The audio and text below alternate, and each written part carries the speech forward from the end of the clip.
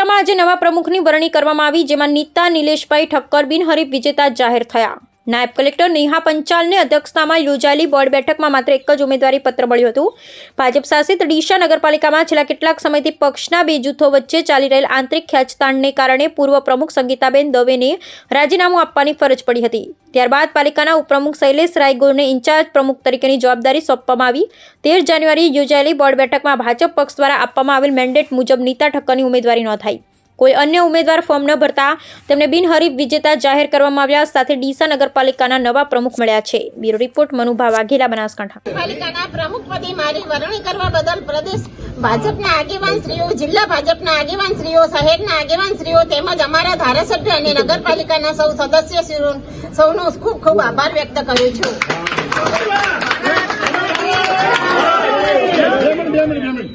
પહેલા કયા પ્રાધાન્ય આપશો, કયા કામોને પ્રાધાન્ય આપશો? હવે પછી વાત કરશું આપણે। કેમ વાત કરીશું? ડીસાના વિકાસ માટે ડીસાના કેવા કામો છે કે જે કરવા લાયક છે? પછી વાત કરશું। ઘણા વર્ષોથી બંધ કરેલું ટાઉન પ્લાનિંગ